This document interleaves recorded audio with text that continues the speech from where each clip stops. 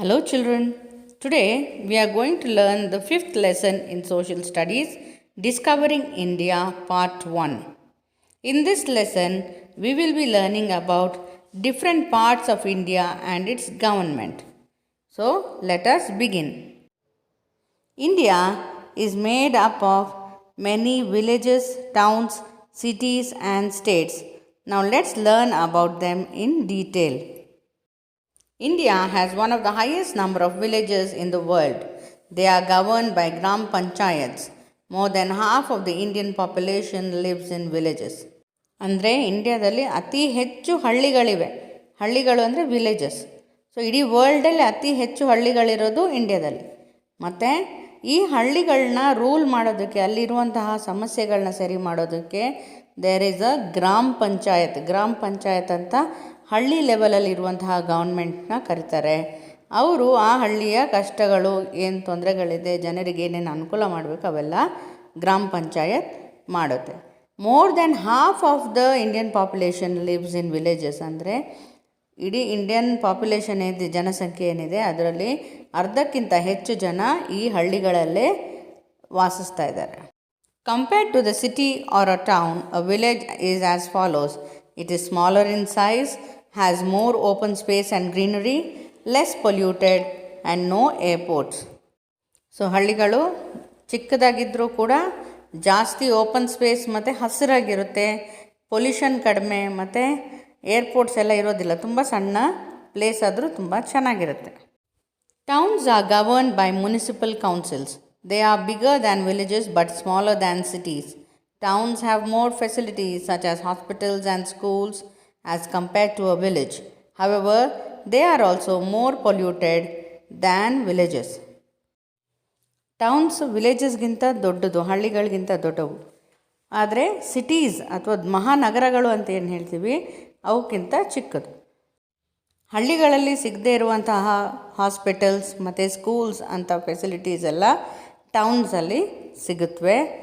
ಆಮೇಲೆ ಈ ಟೌನ್ಸ್ ಏನಿದೆ ಸ್ವಲ್ಪ ಪೊಲ್ಯೂಟೆಡ್ ಆಗಿರುತ್ತೆ ಆ್ಯಸ್ ಕಂಪೇರ್ಡ್ ಟು ವಿಲೇಜಸ್. ಹಳ್ಳಿಗಳಿಗಿಂತ ಸ್ವಲ್ಪ ಜಾಸ್ತಿ ಪೊಲ್ಯೂಷನ್ ಇರುತ್ತೆ.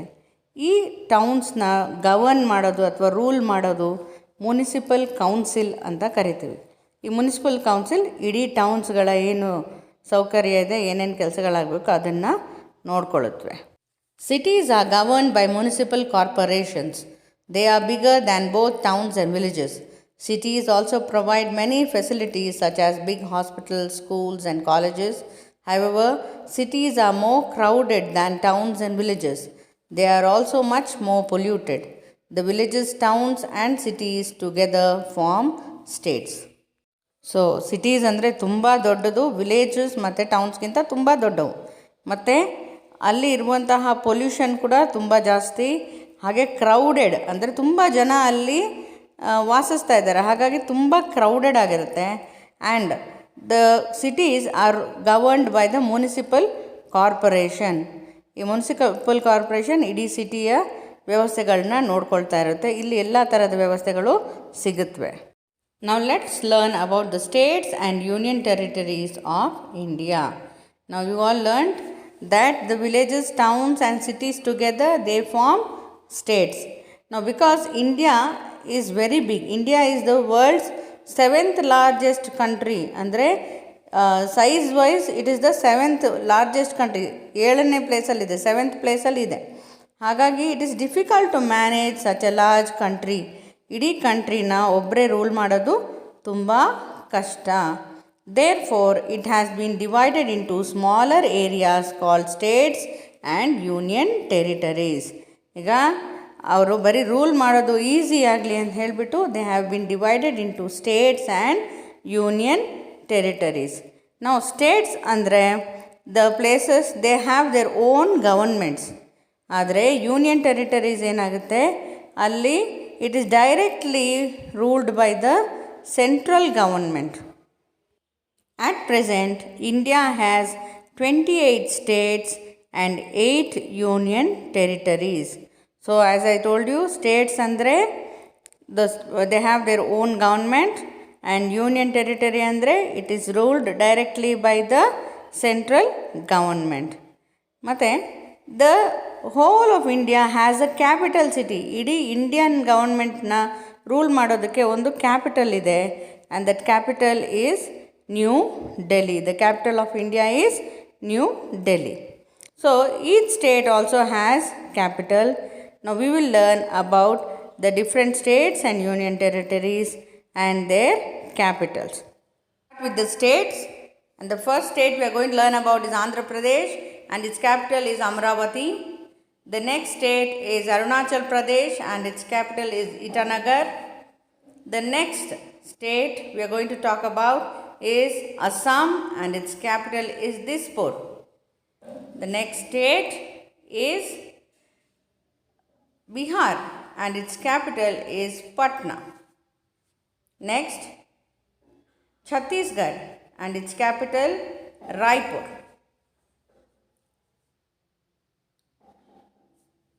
Goa, it is the smallest state, and the capital is Panaji. Gujarat, its capital is Gandhinagar. Haryana, and its capital is Chandigarh. Himachal Pradesh, and its capital is Shimla. Next is Jharkhand, and its capital is Ranchi. The next state is Karnataka, our own state, and the capital is Bengaluru. The next state is Kerala, and its capital Thiruvananthapuram. Next, it is Madhya Pradesh, and the capital is Bhopal. Next is Maharashtra, and its capital is Mumbai. Next, it is Manipur, and the capital is Impal. The next state is Meghalaya, and its capital is Shillong. Next, it is Mizoram, and its capital is Aizawl. The next state is Nagaland, and its capital is Kohima. Next, it is Odisha, and the capital is Bhubaneswar.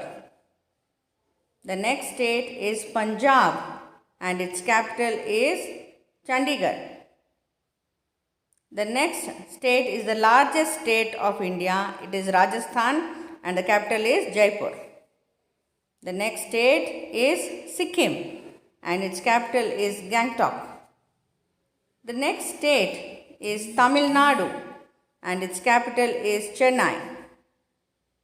The next state is Telangana, and its capital is Hyderabad. Next, it is Tripura, and its capital is Agartala. The next state we are going to talk about is Uttar Pradesh, and its capital is Lucknow.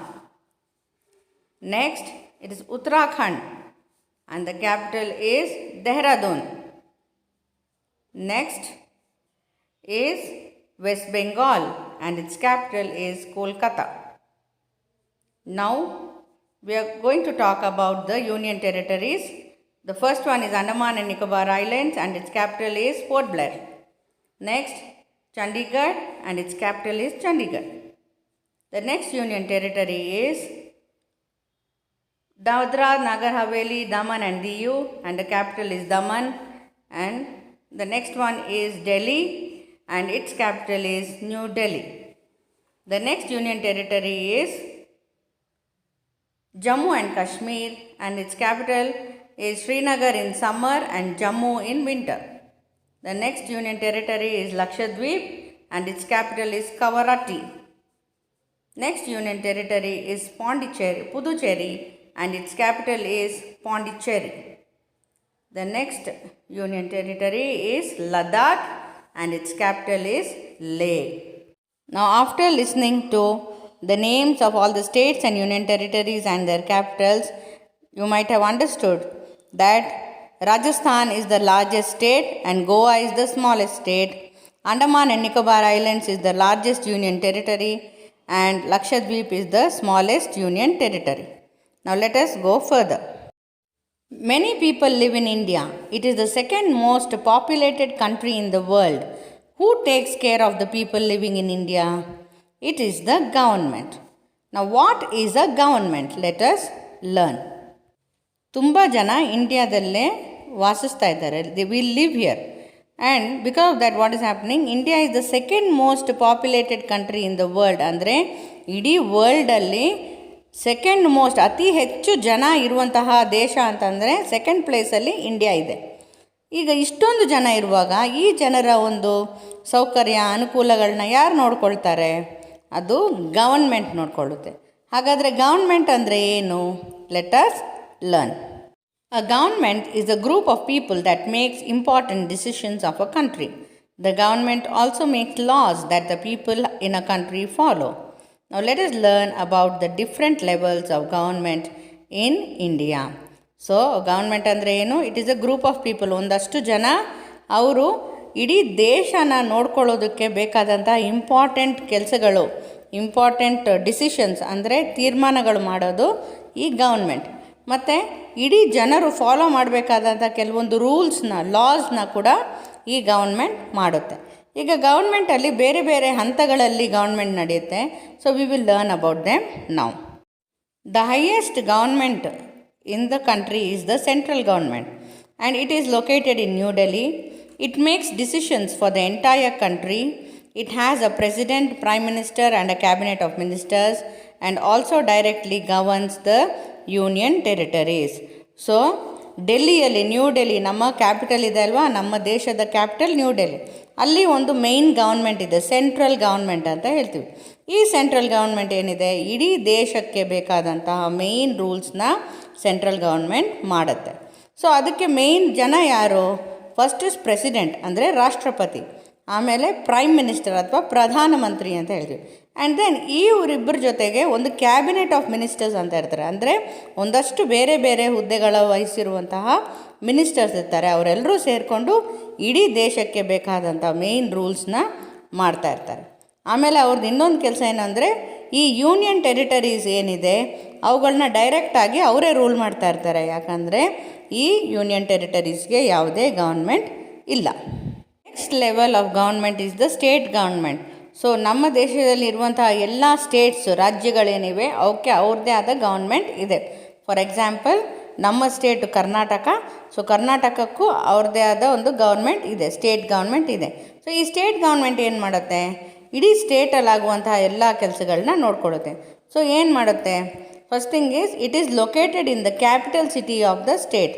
So ಸ್ಟೇಟ್ಗೆ ಯಾವುದು capital city ಇರುತ್ತೋ ಅಲ್ಲಿ ಈ state government work ಮಾಡುತ್ತೆ. Then it looks after the people living in the state. ಆ ಸ್ಟೇಟಲ್ಲಿ, ರಾಜ್ಯದಲ್ಲಿರುವಂತಹ ಎಲ್ಲ ಜನರನ್ನ ನೋಡ್ಕೊಳ್ಳುತ್ತೆ. ಏನು ಸಮಸ್ಯೆ ಇದ್ದರೂ ಅವ್ರು ನೋಡ್ಕೋದ. ಇಲ್ಲಿ ಮೇಯ್ನ್ ಯಾರು? ಗವರ್ನರ್.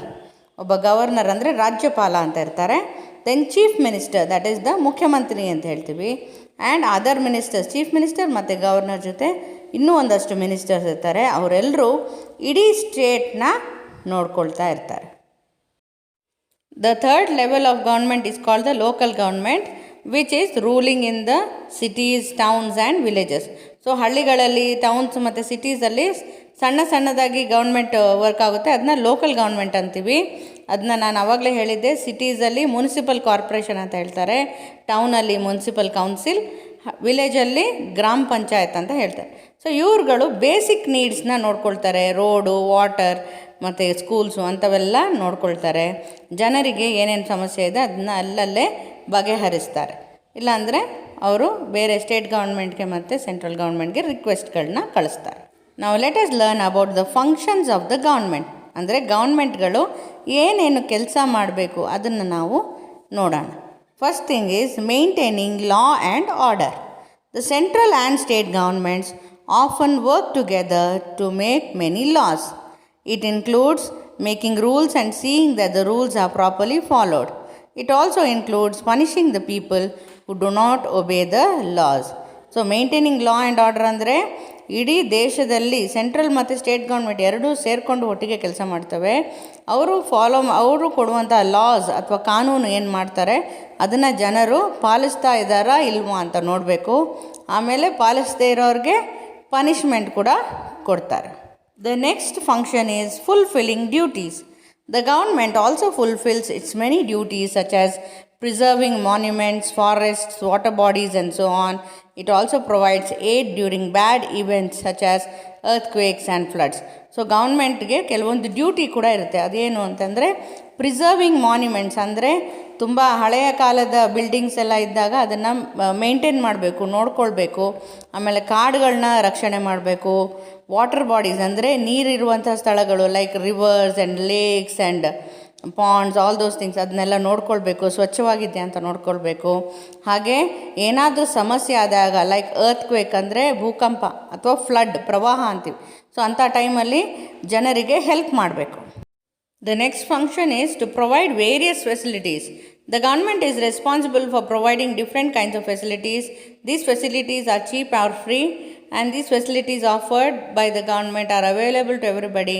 ಸೊ ಗೌರ್ಮೆಂಟ್ ಏನು ಮಾಡುತ್ತೆ, ಕೆಲವೊಂದು ಫೆಸಿಲಿಟೀಸ್ನ ಜನರಿಗೆ ಪ್ರೊವೈಡ್ ಮಾಡುತ್ತೆ. ಅದು ಒಂದು ಚೀಪ್, ಇಲ್ಲಾಂತಂದರೆ ಕಡಿಮೆ ಬೆಲೆಗೆ. ಫಾರ್ ಎಕ್ಸಾಂಪಲ್ ಪಬ್ಲಿಕ್ ಟ್ರಾನ್ಸ್ಪೋರ್ಟ್ ಅಂದರೆ ಬಸ್ಸಸ್ ಮತ್ತು ಟ್ರೈನ್ಸ್ ಅಂಥವನ್ನೆಲ್ಲ ಕಡಿಮೆ ರೇಟಿಗೆ, ಕಡಿಮೆ ಟಿಕೆಟ್ ಚಾರ್ಜ್ ತಗೊಂಡು ನಮಗೆ ನಮ್ಮ ಅನುಕೂಲಕ್ಕೆ ಒಂದು ಕಡೆಯಿಂದ ಇನ್ನೊಂದು ಕಡೆಗೆ ಹೋಗೋ ಹಾಗೆ ಮಾಡುತ್ತೆ. ದೆನ್ ಎಂಟರ್ಟೈನ್ಮೆಂಟ್ಗೆ ಝೂಸ್, ಪಾರ್ಕ್ಸ್ ಅಂಥವನ್ನೆಲ್ಲ ಮೇಂಟೈನ್ ಮಾಡಿ ಜನ ಹೋಗಿ ಸುತ್ತಾಡಿ ಎಂಜಾಯ್ ಮಾಡೋದಕ್ಕೋಸ್ಕರ ಅವುಗಳನ್ನ ಮೇಂಟೈನ್ ಮಾಡುತ್ತೆ. ದೆನ್ ಹೆಲ್ತ್ ಕೇರ್ ಫೆಸಿಲಿಟೀಸ್ ಅಂದರೆ ಹಾಸ್ಪಿಟಲ್ಸು, ಕ್ಲಿನಿಕ್ಸು ಅಂಥವನ್ನೆಲ್ಲ ಜನರಿಗೆ ಸುಲಭವಾಗಿ ಸಿಗೋ ಹಾಗೆ ಗೌರ್ಮೆಂಟ್ ಹಾಸ್ಪಿಟಲ್ಸ್ನೆಲ್ಲ ಓಪನ್ ಮಾಡಿ ಜನರಿಗೆ ಈಸಿಯಾಗಿ ಅವರ ಒಂದು ಆರೋಗ್ಯನ ನೋಡ್ಕೊಳ್ಳೋದಕ್ಕೆ ಹೆಲ್ಪ್ ಮಾಡುತ್ತೆ. Then last one is educational facilities ಅಂದರೆ ಗೌರ್ಮೆಂಟ್ ಸ್ಕೂಲ್ಸ್ ಎಲ್ಲ ಓಪನ್ ಮಾಡಿ ಜನರಿಗೆ, ಮಕ್ಕಳಿಗೆ ಫ್ರೀ ಎಜುಕೇಷನ್ ಕೊಟ್ಟು ಲೈಬ್ರರೀಸ್ನ ಓಪನ್ ಮಾಡಿ ಜನ ಓದೋ ಹಾಗೆ ಮಾಡಿ ಎಲ್ಲ ಹೆಲ್ಪ್ ಮಾಡಿ. I hope you all have understood the lesson. Thank you for listening.